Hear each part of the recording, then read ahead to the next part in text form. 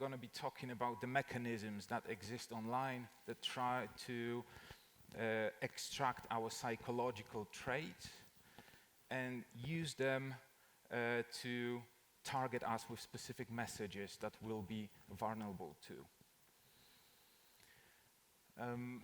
And I'm going to kick off with this quote that apparently was said by Abraham Lincoln. You can fool all the people some of the time, and some of the people all the time, but you cannot fool all the people all the time. And that was said back in the 1800s. But as we move towards today, I think this could be rephrased slightly, saying you can fool increasing amounts of people some of the time and increasing amounts of people all the time. Luckily, you cannot fool all the people all the time, but I'm afraid we're moving towards that slowly. So when we consider like the world as it is today, the great majority of interactions that we have take place online. We search for knowledge online. When we leave information about ourselves, we do it online. Dating sites, for example, are on the humongous rise. Facebook releasing their dating service recently being one of the examples. We like music, we kind of go to meetings online, we accept invitations. It first happens online, then in the real life.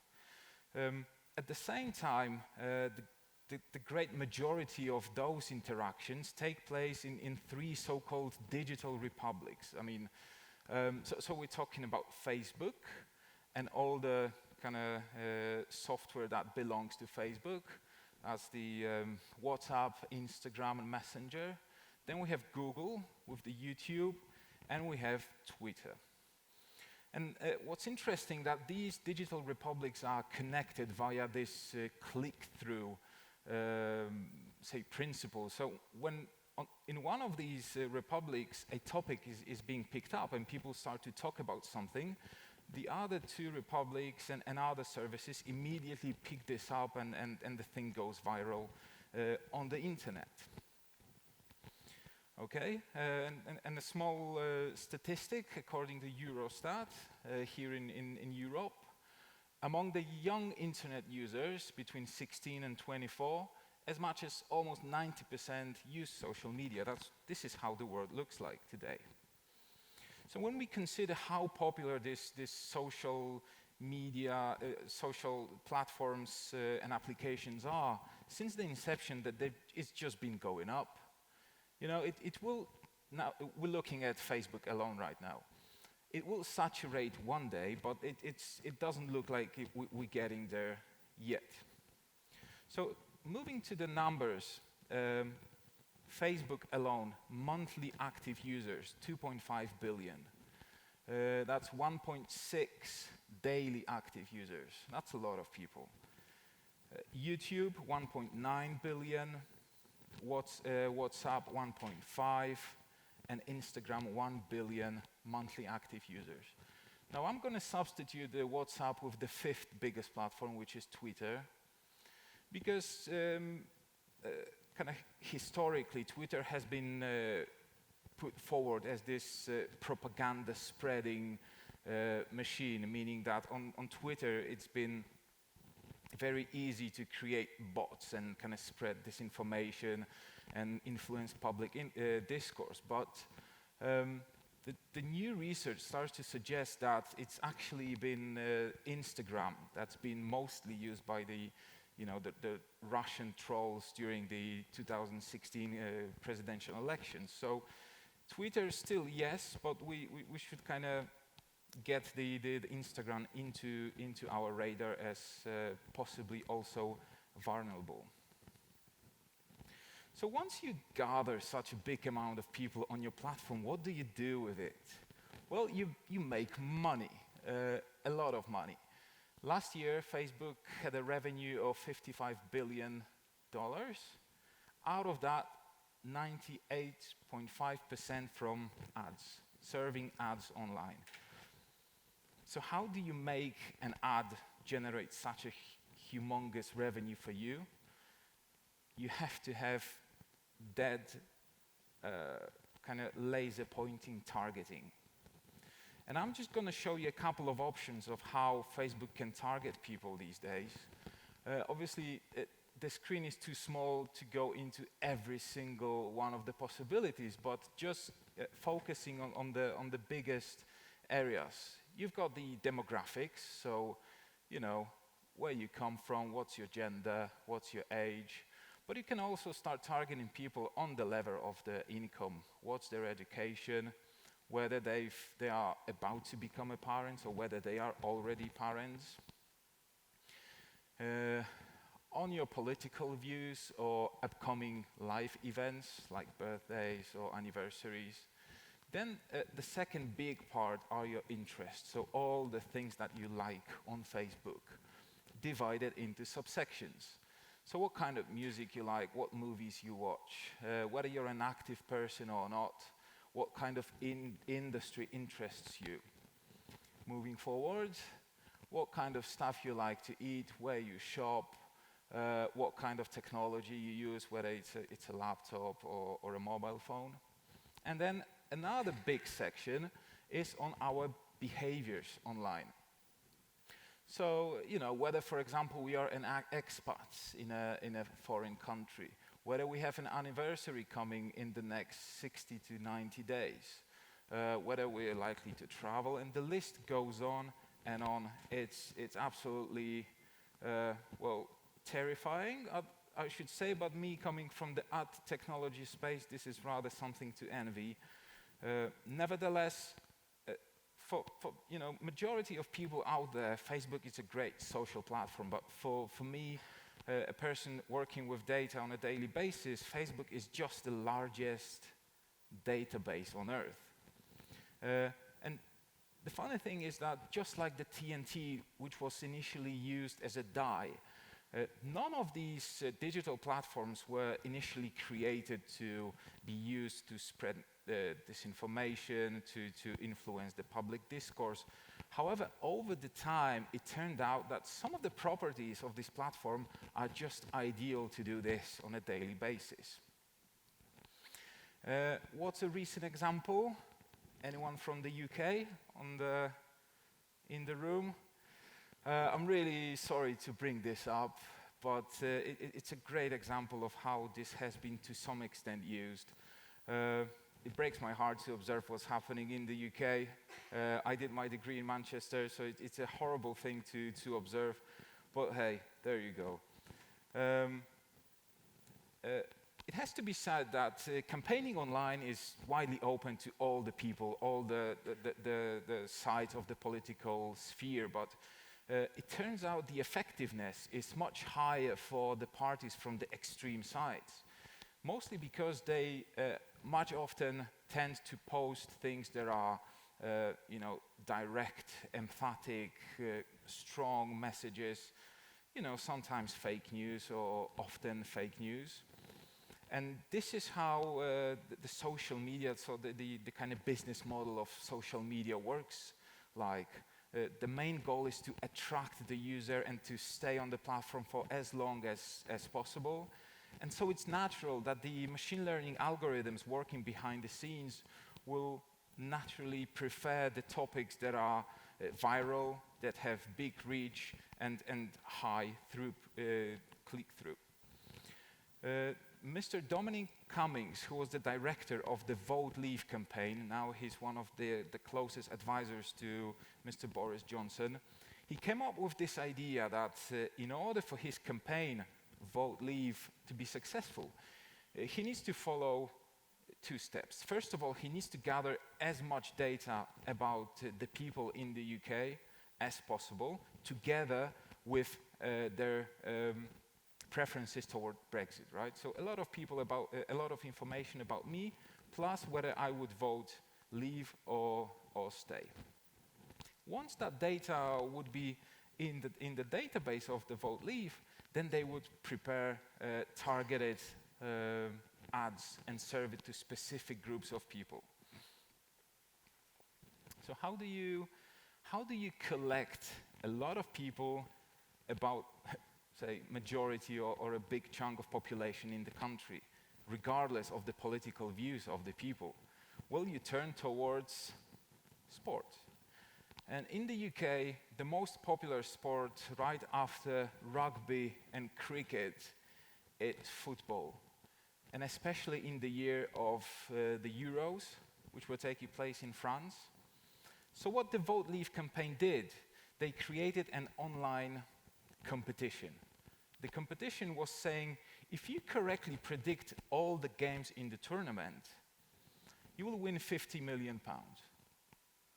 It was free to enter. The chances of winning were extremely slim, estimated as 1 to 5 sextillion. That's a sextillion, 25 zeros. Compared to the Polish lotto, the chances of winning are 1 to 14 million. But it worked on the imagination. The hatch was that when you wanted to enter this free competition, you had to provide quite a number of your personal details along with how you would vote during the Brexit. Okay? Once the people took part in this game, all this data was kind of streaming to the databases of Vote Leave and being connected with other already existing data points on people. So how do you target once you get a database like this? I think a good company to ask would be Cambridge Analytica. Okay? One of the most fascinating things they did was based on the research work by Michał Kosiński, born in Poland, but actually he was doing his research in Cambridge. In one of his publications, he presented the results of his findings. Quite simple, I think you would agree with me. He created a matrix where in the rows he had 60,000 users of Facebook, and the columns were just different type of likes that people were doing as they used the platform. So it was like a user to like matrix. Then he decreased the amount of features he was using for obvious reasons, so dimensionality reduction. He stick to 100 most kind of informative components. And then using logistical linear regression with tenfold cross-validation, he was trying to predict different characteristics of the users of the platform, like the age of the people, gender, relationship status, ethnicity, and so on. Was it working? Well, kind of well. If we look at so on the x-axis we have the area under the curve for different things he was trying to predict. Predicting the gender, 9.3 AUC, whether somebody was Caucasian versus African American, 0.95. Interestingly, whether somebody was inclined to vote for Democrats versus Republicans, 0.85. So these are pretty good results. I should mention one of the most interesting findings from the publication. There is no obvious connection between liking curly fries and high intelligence, although these things correlated very well.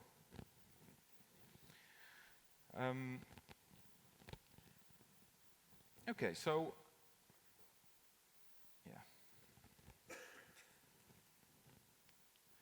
So what Cambridge Analytica did, they created this online quiz. They called it "This is Your Digital Life," and they put it on Facebook.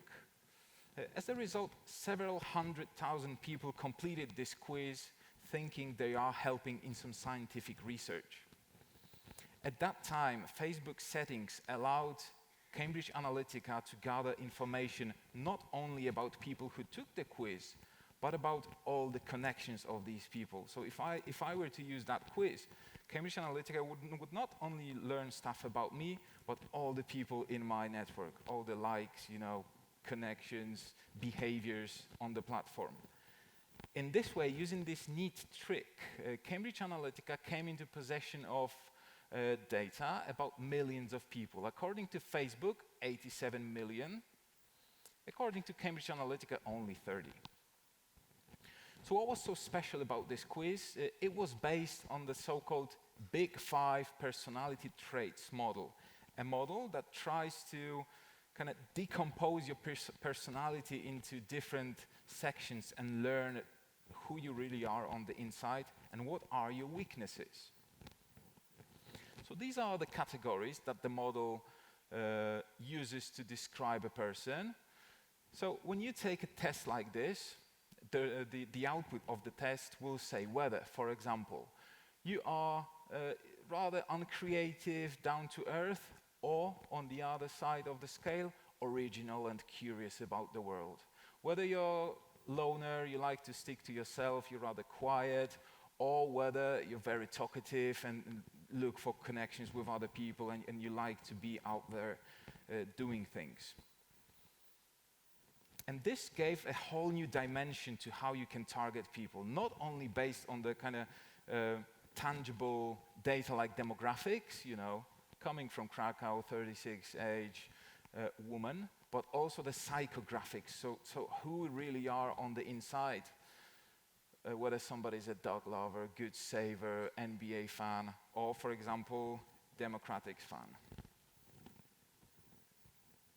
So how can you use information like this? You can use it to serve different types of ads, custom-made to all those psychological weaknesses of the people. So if you scored high on the extroversion, you would be served an ad trying to sell you like fitness classes in this option, saying, get the look that everyone else wants.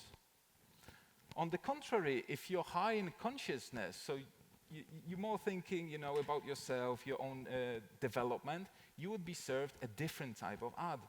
Get the look to be your best self.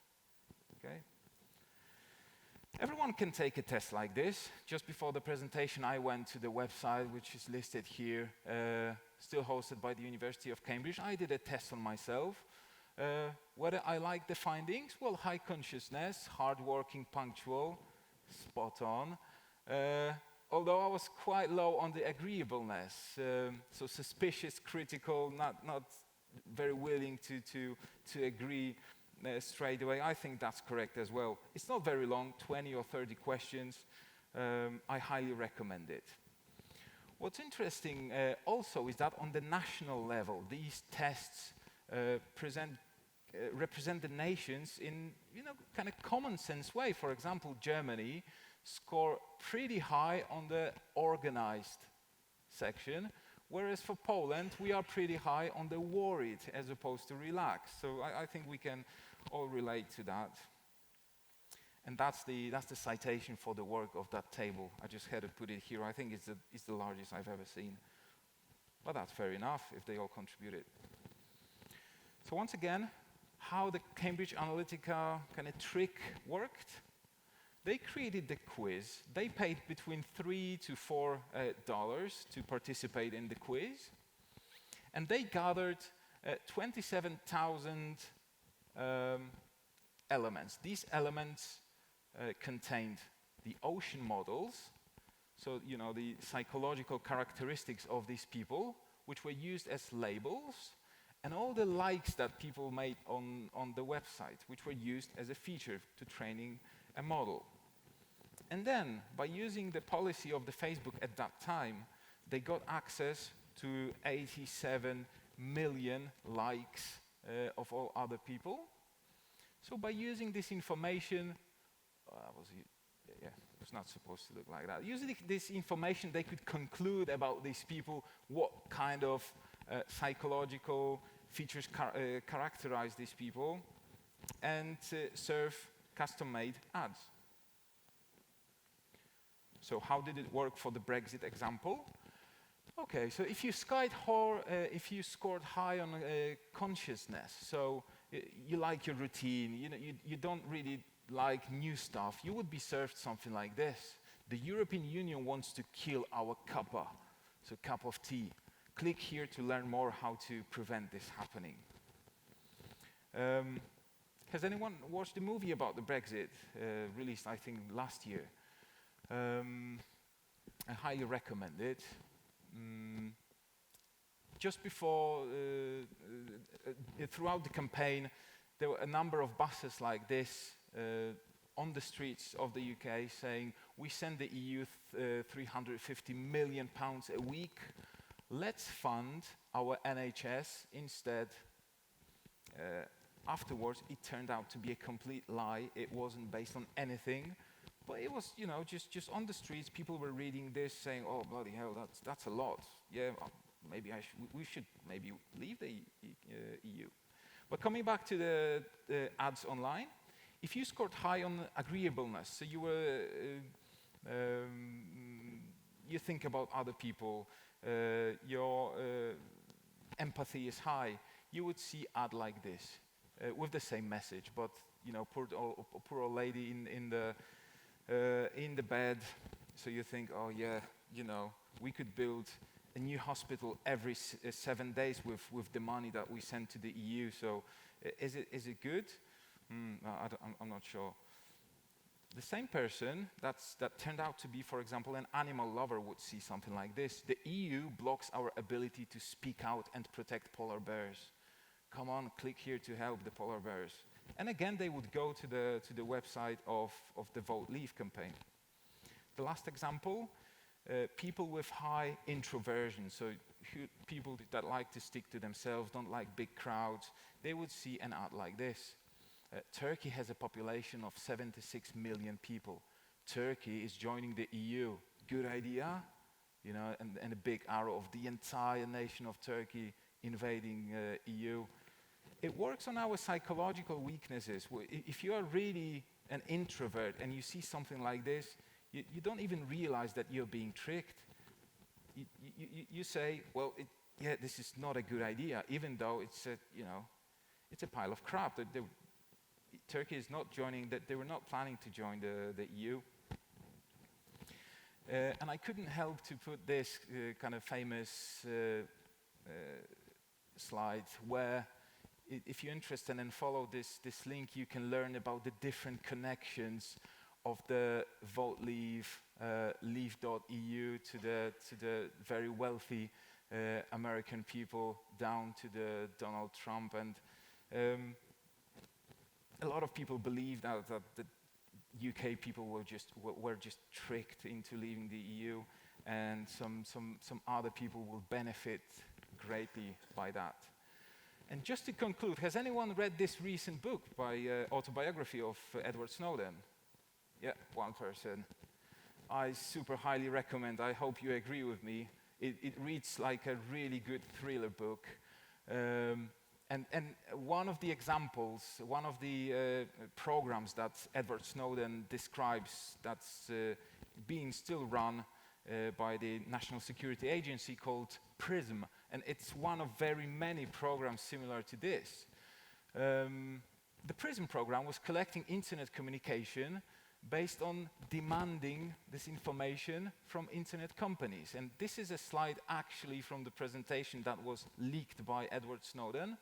And you can see different companies providing information as demand to the American government, to the NSA, as needed. Microsoft, Yahoo, Google, Facebook. So once you start to appreciate what's really happening behind the scenes, not on the social media level, but on the governmental level, you start to get the goosebumps. And I'm kind of overwhelmed by what's really happening behind all the layers that's never available to us. But I think it's good to keep it behind in the back of our heads to know that all the data that we leave online every day, playing with your mobile phone. I see a couple of people on their mobile phones. You're taking the survey. You're making the ocean survey right now. All the data goes on the servers, and AI is just crunching on it, learning about you all the time. Thank you very much.